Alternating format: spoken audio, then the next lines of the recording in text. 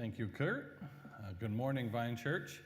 As you can see in our passage today, this is a bit of a heavy one. And it's something we've been building towards over multiple months. And can I just say, as I'm walking into this today, I don't really want to do this today. Does anyone feel that way to some extent? Like, I was studying this last week, and I just kind of started feeling last night like, I don't want to talk about this. I don't want to think about it. I don't want to remember it. I don't want to. And it's weird for me. Like, I don't normally feel that way when it comes time to like preach a passage. I've done the work. I'm ready to get up there and just share what's there. And I think maybe there's a couple things at play for me. I mean, I've gone through a bit of loss in the last couple years, and so remembering this loss, it's personal to me. This is a personal loss as any other loss I've had. I've lost my mother and father in the last couple years, and the idea of losing Jesus again, like it's a heavy moment. But then connect to that even more so, I think that the older I get, the harder it is to read this, the harder it is to talk about this. I've been pastoring now or preaching for almost 20 years. I've preached on this passage or other gospel passages of the same account many times over and over again. And I just think the older I get, the more that I've walked with Jesus, the more that I know him, love him, appreciate him, like it's harder and harder to walk through this event. So I just want to preface that this morning as we go through this to say that we have been spending time with Jesus over the last 8 or 9 months. We have been thinking deeply on who he is, on his character, his nature, his life, his actions, his teachings. Like, we've gotten to know him. And we've gotten to whatever extent appreciate or love, or like there's different levels of where we're all at on this thing, and I understand that, and I want us to feel free to walk with Jesus wherever we're at. But wherever it is, this is the person we've gotten to know. His life is coming to an end, and his life is coming to an end in a very tragic fashion. We've seen this guy who is the Son of God, the Son of Man, the Son of David, the Messiah, the King of Kings, Lord of Lords, the one who is all authority over all of creation. He's shown his authority over the human body, over evil, over nature itself, like he keeps showing that. And he is a king who is a servant king to his very last breath. He is a king that in this moment, the story we're reading today, could at any moment stop this from taking place.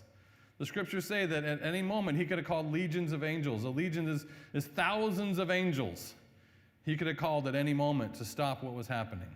He willingly, sacrificially, as a servant, with compassion, goes to the Christ to love and serve and care for you and I 2,000 years later. And anyone between his death and now, even prior to his death, he's paying for the sins of people prior to his death, and he's going to continue to pay for those until the day he returns. It's a powerful passage we're going to look at this morning. If you remember, last week we ended our story with the fact that Jesus was both betrayed and abandoned. Betrayed by Judas, abandoned by those closest to him, and he was on trial for his life amongst the religious leaders. The religious leaders, the Sanhedrin, had a trial against Jesus, and they were trying to find evidence of why they could put him to death. And essentially, the high priest comes up and says, "Are you the Messiah, the Son of God?" And Jesus answers, "I am." They know that he is now claiming to be both the Messiah or the Son of David, the one that's going to come and rule Israel, and he's actually the Son of God, divine himself. And they know what he's saying. They call it blasphemy, and they want to put him to death for this. They've been wanting to put him to death for quite some time, but they finally have the reason to do so. I'm going to start in verse 1 of chapter 15 as we continue our story. This is just narrative, so kind of walk through the story with me. It's kind of 4 parts of our narrative today. I didn't have Kurt read it all, but we'll start in verse 1. It says, "Early in the morning, the chief priests and the elders, the scribes, and the entire council immediately held a consultation, and they bound Jesus and led him away and turned him over to Pilate. Pilate questioned him, 'So you are the king of the Jews?' And he answered him, 'It is as you say.' And the chief priest started accusing him of many things, but Pilate questioned him again, saying, 'Do you offer nothing in answer? See how many charges they are bringing against you.' But Jesus said nothing further to the answer, so Pilate was amazed." So the story picks up from, he was on trial amongst the religious leaders last week. They've decided he is he's guilty of blasphemy. He's claiming to be God, and they don't believe him to be God. So they are going to put him to death. Problem arises is the fact that they don't have the authority to put somebody to death. And so it says here that the council gets together, they have a consultation, and they bring him to Pilate. Pilate is the Roman governor over Judea or Jerusalem at that time period. They know they can't kill him. Rome is overseeing the entire region at this point, so they need the Roman governor to put Jesus to death. And so you see in here that there's a bit of a change in the accusations or the reasons for death when they start talking to Pilate. Pilate's question to Jesus was, "So you are the king of the Jews?" That was not the accusation brought before the religious council. The religious council, "Are you the Messiah, the Son of God?" But they know when they go to Rome, they can't just say, "Hey, this guy's claiming to be the Messiah, the Son of God." Rome's going to care less about that. So what they say to Rome is, "Hey, this guy claims to be our king. This guy's claiming to be the king of the Jews. He's claiming superiority over Rome. And he's going to lead our people in a revolt." Rome has to deal with this. Pilate has to deal with this. And so he goes up to him and asks him, "So are you the king of the Jews?" It's an interesting answer Jesus gives here. He says, "It is as you say." It's almost like he's saying, "I'm not a king of the Jews." I mean, you could say that. Is he the king of the Jews? Yes. Is he the king of all people? Yes. He is Lord of Lords, King of Kings. Ultimately, the reason the religious people want to kill him is because he won't stop saying, "I'm God." The reason that the Romans are brought before him is he's the king who's claiming to be superior over us as Rome. And it's important for us to even be remembered that Jesus was a king of kings back then. Jesus is the king of all kings today. And at some point, we'll see Jesus in his exalted position as King of Kings and Lord of Lords. So it's not that I'm not king of the Jews. It says the chief priest started throwing out more accusations. And again, Pilate comes up to him, and Jesus has nothing to answer to the charges that are brought before him. And it says that Pilate was amazed by this. We saw this a little bit last week. We see it on display here again. The idea that Jesus was silent before the slaughter, right? The sheep was silent before the shears, before the slaughter. He doesn't give any answer or any response to the accusations. It's the idea here is like none of us would do this. Very few, if any of us, would do this, right? Like the idea that when someone's accusing us of something, oftentimes when we're actually have done the thing, we still make excuses for it. Right? Oftentimes we've done the harmful thing that someone's throwing out against us. We still want to give an excuse or make it seem less than what it is. We're good at those kind of things. And specifically, if someone comes at us and we didn't do it, we really want to stand up for ourselves in that regard. I probably told this story many times, but I remember one time I was playing Risk with my brothers. Everybody ever played the board game Risk? It takes like 4 hours to play that game. Like I never play it anymore. I don't have like 4 hours just extra to play that anymore. But we used to play it all the time as kids. And we were like notorious for cheating. It's just me and two brothers. I got an older brother, younger brother. We were notorious for cheating each other in this game. You had the little move where you'd like stick a few soldiers in like the hand here, and when you go to pick one up, you kind of drop a few as you're pulling it away. So your army just never gets any smaller as they keep beating you. So we kind of knew we were always doing those kind of things. And I remember one time I was at a Christmas, or I think we were back for Christmas, and we were playing the game, and I was beating my older brother bad, and he started accusing me of cheating. And he had all the reasons to do it. We've been doing it for years. But I was not cheating this time.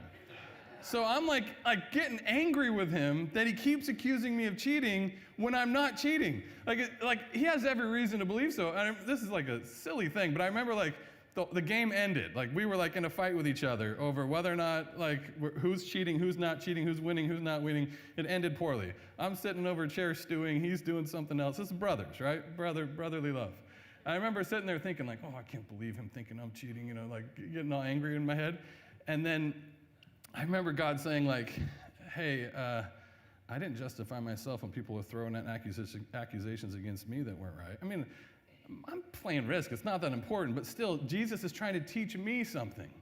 He's trying to teach me that like, even if you are in the right, and he had every reason to believe that you weren't in the right, But even if you are in the right, take it.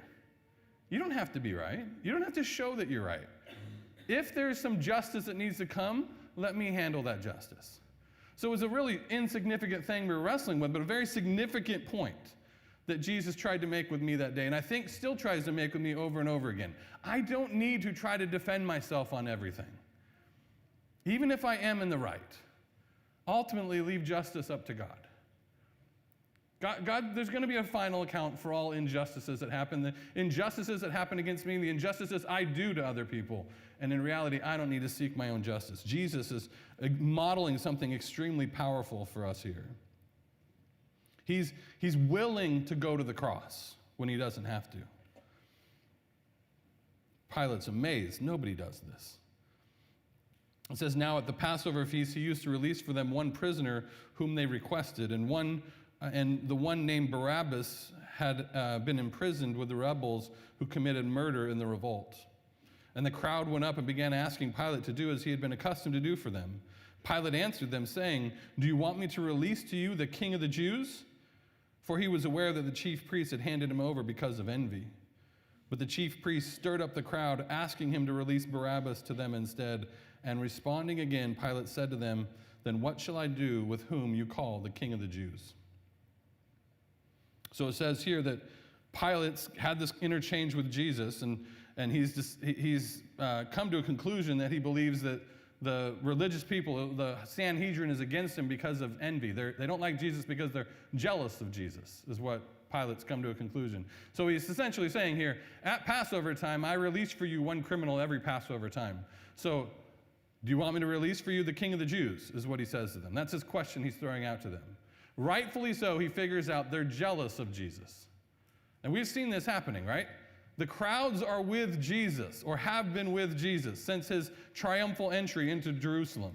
Jesus came in on this donkey. The palm branches are laid down. Jesus is coming in, and the religious people don't like all the attention and power and authority that the people are giving to Jesus. And they need to get that power back, is why they ultimately want to kill him, is what they said previously. And Pilate rightfully picks it out and says, you're just jealous of this guy. And so he says to the crowd, hey, I'm going to release for you somebody. Who do you want me to do? You want me to release for you this king of the Jews? And it says there that he stirred up the crowd, that the chief priest stirred up the crowd and asked them to release Barabbas instead. And he says, what shall I do with this king of the Jews? And they shouted back, crucify him. But Pilate said to them, why? What evil has he done? And they shouted all the more, crucify him. It's interesting, the idea that the religious people could rouse up the crowd to the point where they are asking for this man's death. Public execution on a cross is what they're calling for. This is a similar crowd that was putting down the palm branches and hailing Jesus as king days prior to this. The crowd is fickle. The crowd will move as it's been taught to move or been pushed to move. The crowd is fickle. Just a basic thing there. Just like, don't follow the crowd. The crowd will be this way at this point, and it'll be that way. If you and I move with the crowd at this point and we don't keep moving with them, like you're stuck wherever you're at. It's always constantly moving. They were with Jesus, now they're calling for Jesus' crucifixion because the religious leaders are pushing them that direction. And rightfully so, Pilate says, why would I do that? Why would we kill him? What evil? What wrong, bad, harm, injury? What morally objectionable behavior has he performed? What has he done that deserves crucifixion? They don't even answer the question. They just say again, crucify him. As an intent on satisfying the crowd, Pilate releases Barabbas for them, and after having Jesus flogged, he handed him over to be crucified. You start to see the list of people whose hands are bloody in this mess starts to grow more and more. At first you have Judas, who sells Jesus, his friend, close friend and a follower of Jesus. He sells him out for money. You have the religious leaders that are angry that Jesus is getting power and authority, and they want Jesus killed. Now you have Pilate, who's not actively doing things, but he's passively not protecting Jesus like he should. His hands are bloody in this too. He knows that it's just out of jealousy that they want him dead. He knows that he's done nothing evil deserving of death, but to appease the crowd, to satisfy the crowd, it says, he hands Jesus over to be flogged and then crucified. It's interesting in this passage, the two most profound things that you see happen to Jesus are just mentioned briefly. He's flogged and he's crucified. These are profound things of what we know from Roman history, but it just says he's flogged. He's beaten, he's whipped, is what happens here. The general perception is that the normal Roman whipping of the day is use the cat of nine tails, which is one whip with 9 different ends on the end of that one whip. So not just the one strand, but 9 different strands on the end of that one. And on the end of each one of those 9, there was tied into the leather bones, clay pots, rocks, those kind of things. It was meant both to tenderize the flesh and to rip the flesh off of a human body. My intent is not to be grotesque. It is to describe a bit more what is meant by flogging Jesus. Jesus goes through, just even in the flogging would be probably the worst torture you and I could ever imagine. So Pilate puts this innocent man, because when he says to them, hey, what evil has he done? They don't throw out any evil. Why? There is no evil. He's sinless, as the scriptures would say. He's the only person that's fully loved God with all of his heart, mind, and soul, and fully loved his neighbor as himself. The only human being to have ever done that. And he's being tortured like a criminal. The flesh ripped off of his body, handed over to be crucified. It says in verse 16 that the soldiers took him away into the palace. They called together the whole Roman cohort, and they dressed him in purple. After twisting together a crown of thorns, they put it on him, and they began saluting him, "Hail, King of the Jews!" And they repeatedly beat him in the head with a reed and spit on him. And kneeling, they bowed down before him, and after they had mocked him, they took the purple cloak off of him, and they put other garments on him and led him out to be crucified. And they compelled a passerby coming from the country, Simon of Cyrene, the father of Alexander and Rufus, to carry his cross. So if we follow this, right, Jesus had his meeting with the Sanhedrin, the Jewish officials. Now he's before Pilate. Pilate gives in and says, flog him and crucify him. And after he's flogged, it says they put a purple robe on him, and they fashioned together a crown of thorns. I don't know we've probably seen some version of a crown of thorns. It stood out to me more clearly when I lived in Illinois for a while. There was a tree in our backyard that had these massive thorns, probably 2 or 3 inch thorns that were on this tree. And every time I would mow the lawn and go by that tree, I'd just see these thorns. It made me think of this. Every year probably I'd put a new tire on my riding lawnmower because it'd pop a tire, the huge corns. They'd take this crown of these thorns, and they'd put it together in a crown, and they jam it down into his head where these thorns are piercing through the skin on the skull. After his body is already beaten up from being flogged, they put this purple robe over him and jam a crown of thorns on his head. And it says they're mocking him, spitting on him, beating him in the head with a reed, mocking him in the fact that they were kneeling down before him and saluting him, "Hail, King of the Jews." The interesting thing is the Bible describes the moment of Jesus' crucifixion as his exaltation as king. It's an interesting thought, just maybe, a year or 2 ago, England got a new king, right? Queen Elizabeth passed away. King Charles is now King of England. If you know that, I don't know, whatever. They had a coronation for him not too long ago. All the stuff, nothing's put, they bring out the robe and the crown and the ceremony and the people, the parade of people, and they go all out. They're coronated. It's a coronation. They're installing a new king. This is Jesus' installment. What they mean as mockery is Jesus' actual installment as king.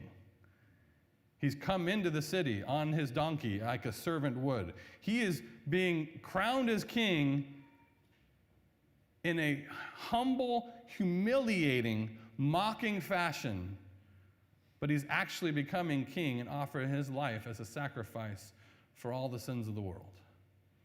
This is his moment of exaltation. What they mean is mockery. It actually is Jesus becoming King of Kings and Lord of Lords, becoming that in practice.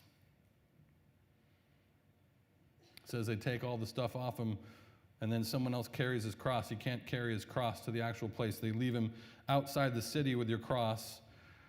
And it says here that they, in verse 21, that they brought him to the place Golgotha, which is translated the place of the skull. And they tried to give him wine mixed with myrrh, and he wouldn't take it. And they crucified him and divided his garments among themselves, casting lots for them to decide what each one would take.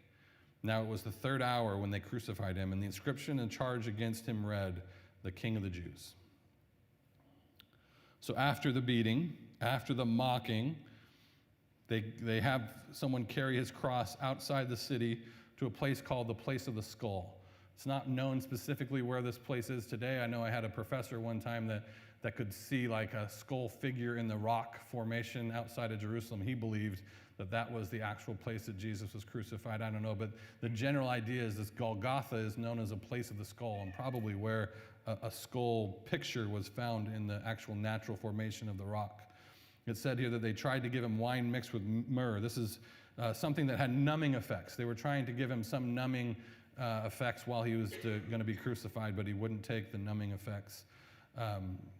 I get a little like Braveheart view in there when I'm seeing that, like spitting out. Okay, anyone else? I don't know. Anyway, he wouldn't take the numbing effects. And it says that they crucified him. Just like they said they flogged, here it is, they crucified him. And knowing Roman crucifixion, you've taken this person who's already been beaten to the point of near death with his flogging, the person who has been mocked and ridiculed with his crown of thorns. Now his feet are nailed to this cross, and his hands, or most likely wrists, were nailed to the cross. And he is hanging. You put him on this cross, and then you hoist it up. This is done in the most public fashion. They don't do it like the side of the road somewhere where no one sees us. They do this open in public forum for everyone to see. This would be down at the hangar down in Kenmore, where everyone can see it. It'd be downtown Seattle. It'd be in Pike Place Market. It'd be somewhere where everybody sees what's happening. They nail his feet to the cross, nail his hands to the cross. They hoist him up there, and he's hanging by his hands and his feet. The general idea is that a person, when they die on the cross, they die from asphyxiation. They cannot breathe. They lose the ability to breathe. What happens apparently is as you're hanging on the cross, your body's slumping down, and you cannot breathe as your body's slumping down, hanging on these two and on your feet. And then you need a gasp of breath, so you kind of like muster everything you can with the pain that's going to come to your hands and feet, and kind of push yourself up as much as you can to catch your breath until you go and can't breathe anymore. And you're back and forth in this agonizing pain that's in these sensitive nerve places of your body while you're trying to catch your breath, and you're going back and forth like that for hours. It says in here that this took place at the third hour, which is in Jewish timing is 9 a.m. So he's hoisted up on the cross. This bloody, beaten, flogged body is hung in a public place. Most likely he's naked. We know most of the pictures we see, there's a loincloth on him for the sake of being kind, but in reality this was done publicly, naked, beaten body, hanging in there trying to catch your breath. And the inscription that reads above him is King of the Jews. I just keep thinking when I see that, King of Kings, Lord of Lords. The King of all kings. The one who made everything. The one who made you and I. The one who made the world that we live in is hanging on a cross with the ability at any moment to say, I'm done. I'm not doing this. It says in verse 27 that they crucified two rebels with him, one on his right and one on his left. Those passing by were hurling abuses at him, shaking their heads and saying, "Ha, you who are going to destroy the temple and rebuild it in 3 days, save yourself by coming down from the cross. In the same way, the chief priests, also among them the scribes, were mocking him among themselves, saying, "He saves others, but he cannot save himself. Let this Christ, or Messiah, the King of Israel, come down from the cross, so that we may see and believe." It says those who were crucified with him were also insulting him. Jesus hanging on this cross, fighting for your very life, fighting for your very breath. The inscription, "the King of the Jews," and people walking by are mocking and hurling insults at him, attacking his good character and reputation, shaking their heads at him. And they throw out this line that we even saw last week. The guy who says that the temple will be destroyed and he'll rebuild it in 3 days, he can't even save himself. Like they're mocking him because he says he can do this amazing thing, and they're saying you can't even keep yourself from this action. Again, like we saw last week, Jesus has stated that when he's talking about rebuilding the temple, he's talking about the resurrection of his own body. What they say he can't do, he's in the process of doing. They are destroying the temple right now. The temple of God is the very place where the presence of God dwells. You got a tabernacle in the Old Testament and moved into a permanent temple in Jerusalem. It's where the presence of God dwells. The presence of God is not in the temple at this point. Why? Because Jesus is there. The presence of God is in the world. The kingdom of heaven is at hand, is what he has said. The beautiful thing is you move this even further past that. What does he describe of you and I who are followers of Jesus? You and I are the very temple of God. The presence of God, the Spirit of God dwelling in you. God was in the tabernacle in the Old Testament. He was in the temple in the Old Testament. Jesus, he was in Jesus, very presence of God there. And today, he's in us. You don't go find God in the temple in Jerusalem anymore. Well, the temple's not there anyway, but you don't find him there anymore. The presence of God is found in his people. And in this moment, the presence of God is right before them, and they are destroying the temple. And God's going to rebuild that temple in 3 days. And they're mocking him, saying he can't save himself. He's choosing not to save himself so that he can save them. The religious leaders are mocking him, saying he saves others, but he can't save himself. They're clearly acknowledging the fact that Jesus has saved others. They're not belittling the fact that he actually has cared for and helped and been there for people. He has loved people with his full heart, mind, soul, and everything he has. They don't discredit that. But he cannot save himself, they say. And they throw this out and say, well, if he would just bring himself off the cross, we would see it and we would believe it. I don't believe that. Jesus doesn't believe that. Jesus said that I'm not going to give you a sign other than the sign of Jonah, is what he's told them. Because of their hard-heartedness. They have chosen already they're not going to believe Jesus. They have made themselves hard towards Jesus, and no matter what Jesus does, they're not going to believe him. That's an important thing for us to wrestle through. What is our disposition to everything we've seen in Mark so far? Are you hardened towards Jesus? Are you neutral or soft towards Jesus? Where is your posture or your position to what everything we've heard about Jesus culminating in this point? There was people that were automatically going to be hard against Jesus, and no matter what he did, they were not going to believe him. And Jesus said, I'm not going to give you another sign, even though he gave him tons of signs. But I'm not going to give you another sign other than the sign of Jonah. What's the sign of Jonah? 3 days in the belly of that fish and new life. 3 days, the temple's going to be destroyed, and it's going to come back to life. He's about to give them the most profound sign they will ever see when he comes back to life after this event. It doesn't matter. They've already hardened themselves to Jesus. It says here, verse 33, that at the 6th hour, which is noon, so he's been hanging on a cross here for 3 hours at this point, after being flogged and beaten.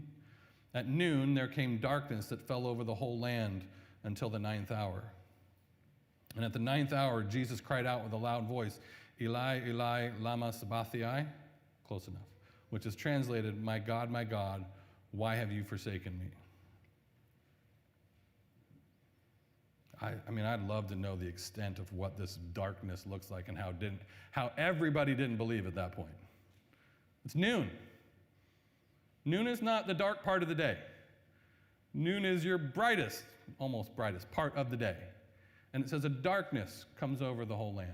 This is a fulfillment of prophecy from Amos 8. Let me jump real quick to Amos 8. Here's what Amos, the prophet Amos says here. And it will come about on that day, declares the Lord, that I will make the sun go down at noon and make the earth dark in broad daylight. Then I will turn your festivals into mourning and all your songs into songs of mourning, and I will put sackcloth around everyone's waist and the baldness on every head. And I will make it like a time of mourning for an only son, and the end of it will be like a bitter day. Amos describing this hundreds of years prior to this event taking place says, I'm going to make it dark at noon, and this is a time of mourning. A mourning for an only son. It goes dark for these 3 hours, as Jesus now is in his 6th hour of crucifixion. And it says that Jesus says these words after 6 hours of hanging on a cross, my God, why have you forsaken me? My God, why have you forsaken me? These words are words that are found in Psalm 22. These are the words of David from Psalm 22. I wish I could read it all for you. Let me just encourage you this week sometimes. Pull up Psalm 22 and just read through the entire Psalm 22. And think through, meditate on what's being said in Psalm 22. Here's what I'm just going to read the first 4 verses here, though. David says, my God, why have you forsaken me? Far from my help are the words of my groaning. My God, I cry out to you by day, but you do not answer, and by night, but I have no rest. Yet you are holy, you who are enthroned upon the praises of Israel, and in you our fathers trusted. They trusted, and you rescued them. What's happening here is the idea that Jesus, at this moment, is going through the pain, the agony, the stress of all of the sins of humanity coming upon him as he's hanging on the cross. And he's feeling the weight of evil upon him. And he feels the abandonment of his Father.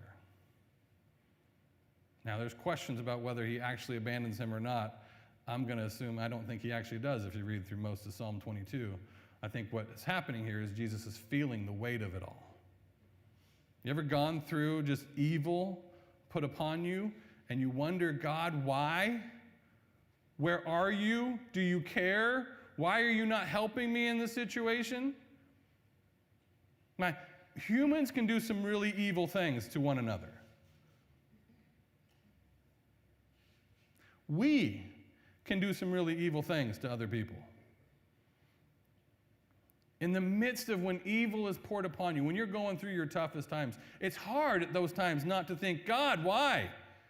Why are you not vindicating me right now? Why are you not taking care of this right now? Where are you? Why are you abandoning me? Jesus feels this as the whole weight of evil is upon him.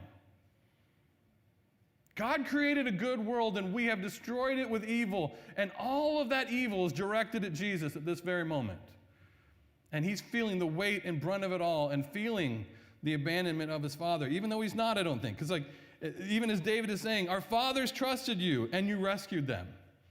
If you follow through the rest of Psalm 22, this is all about Jesus and what's happening here. It says they sneer and they shake their heads at him.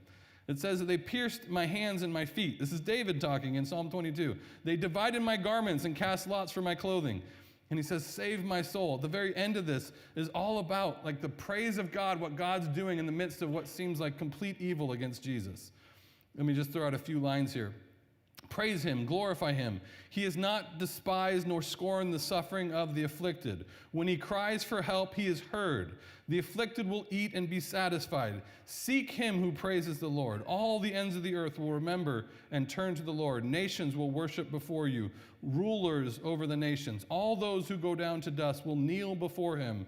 Come and will declare his righteousness. God is not abandoning Jesus at the moment, but the weight of evil is against him, and he feels all of it and feels completely alone. The Father is using this as a time to, as here what the author of Hebrews says, in the days of his humanity, in the days of Jesus' humanity, he offered up both prayers and pleads with loud cries and tears to the one who is able to save him from death. Jesus is calling out loud cries to the Father who is able to save him from death.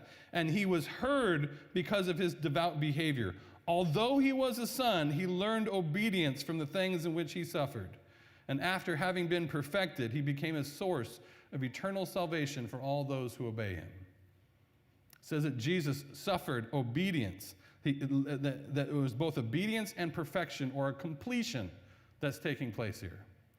Jesus has fully experienced the full weight of evil coming upon himself, and going through this moment, he has become a source of eternal salvation for all those who obey him.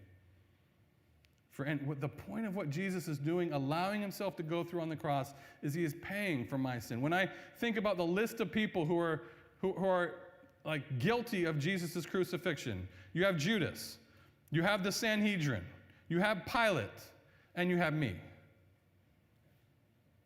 I'm guilty. I have injected evil into this world. I have treated people poorly. I deserve the punishment of God. My evil has harmed his good world.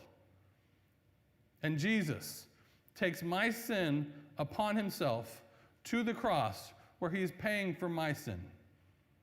Even Pilate's or Judas's or anyone else who would obey him, he has become a source of eternal salvation for all.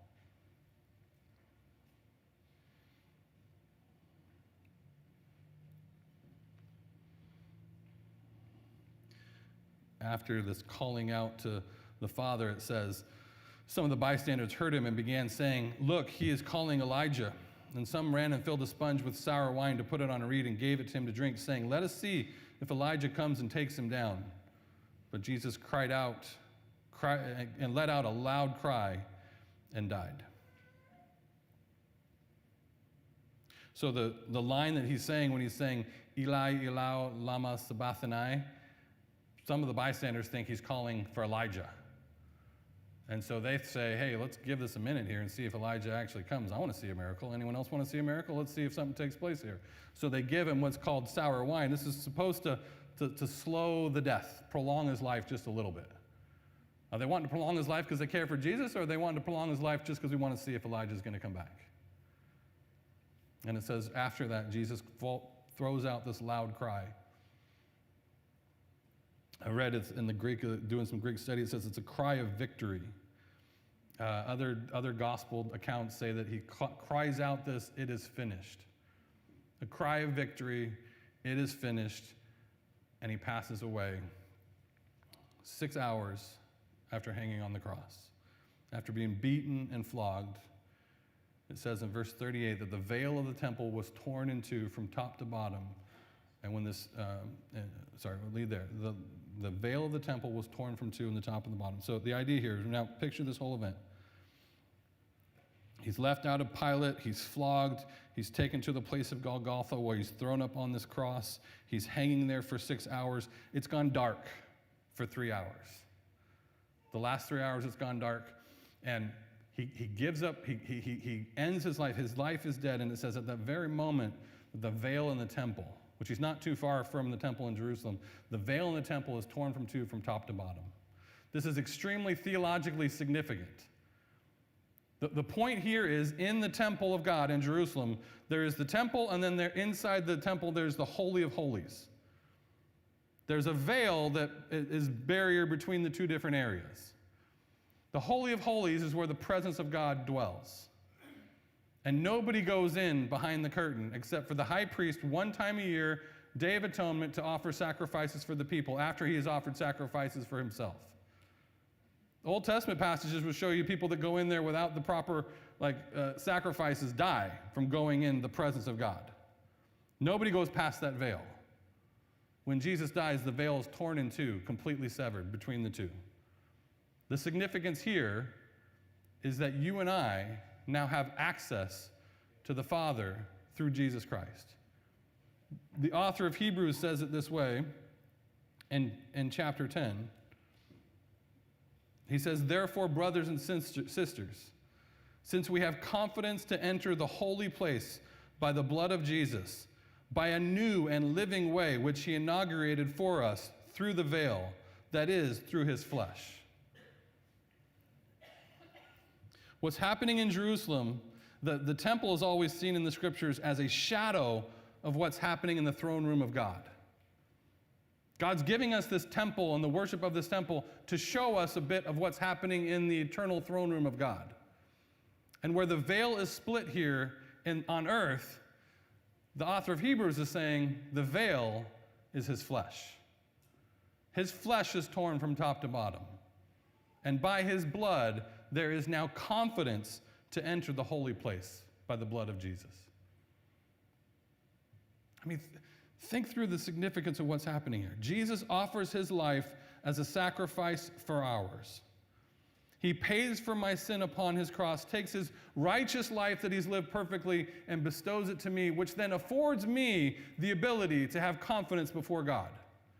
Not to have to shrink back before God.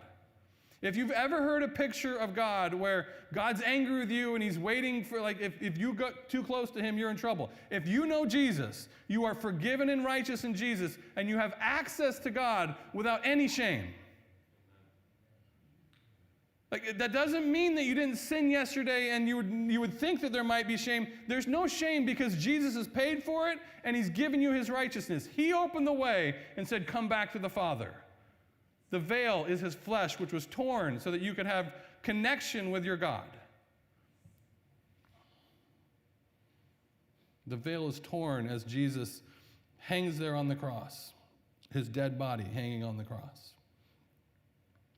And it says, we'll just got a few more verses here where we're going to look at the response. The mocking is done in Mark's account here. No more mocking is happening at this point.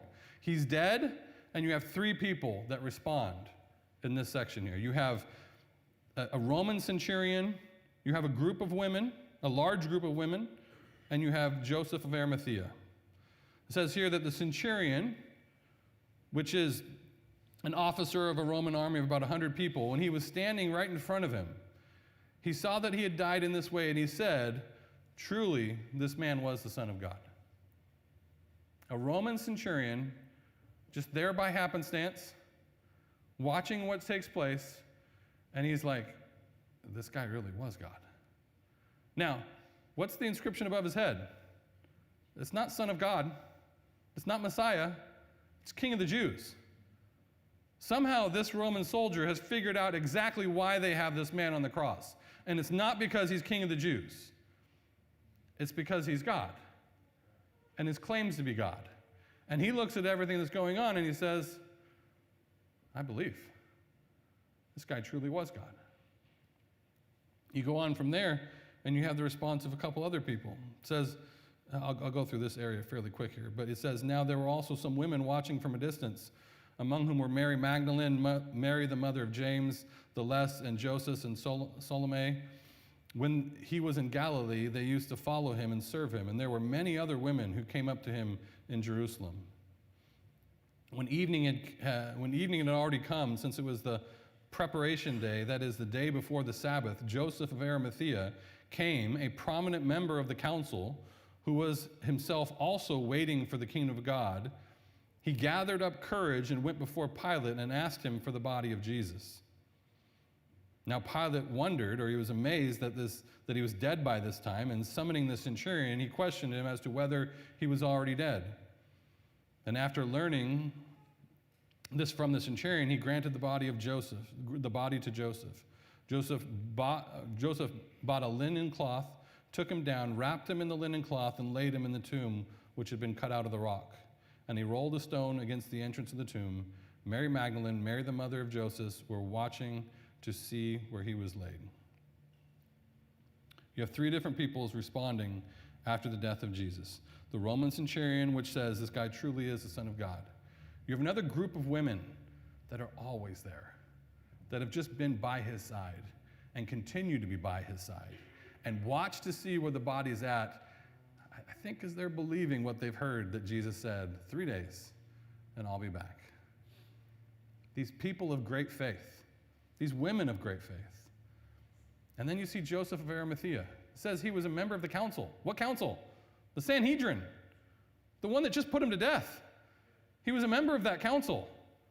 And it says he musters up enough courage to go ask for the body of Jesus, to honor the body of Jesus. He too was one looking for the kingdom of God, it says. Matthew, in his account, says that Joseph of Arimathea was a disciple of Jesus. It's interesting to think, like, the followers of Jesus are found in all places that you wouldn't think. A Roman centurion, trusting in Jesus at this moment, you wouldn't think that. He's a follower of Jesus. These women who've always been there, man, you see that, but man, they just keep showing themselves faithful. And then Joseph? Like, why did you not stop it early? Why did you not speak up earlier? How much did he or didn't he? I don't know. That doesn't give us the details. But at this moment, he's got the courage to go ask for the body, to treat the body well. It basically putting him on the hit list. Why? Why would he do that? Why would the Roman centurion make this claim? They believe him. They believe that he did, that he was the Son of God, that he is the Messiah, that he offered his life as a sacrifice for theirs. This is the question we keep throwing around over and over and over again. Who do you believe Jesus to be? This Jesus we've been walking with for 8 or 9 months of this passage, I'm sure more in your life, but like, who is this Jesus? Look what he does for you and I. He could have stopped it at any moment. He goes through it to offer eternal salvation to all who would trust in him. And he opens up a way for you and I to have confidence before our God. Let's go ahead and pray. Father, we thank you so much for your word. Lord, I pray that in this moment all of us would honor Jesus today. That as we read through this passage, talk through this passage, and meditate on the depth of what Jesus has done for us on the cross, that we would spend a moment or time here today to remember your body and your blood that was shed for our sins. As we come and take communion, we remember with this bread the flesh, which is the veil that was torn so that we would have confidence to enter into your throne room. We remember this cup, which is represented of your blood, both in the flogging and the crucifixion and the crown of thorns, all of it, which is presenting your blood as a sacrifice for my sin, for our sin. Lord, help us to honor you today. Lord, I pray as well anyone in here that does not have faith and trust in Jesus, that today would be a day that you would bring them to faith and trust or renew a faith and trust in Jesus. Lord, powerfully work through your Spirit into the hearts of your people today. Work powerfully in my heart as well.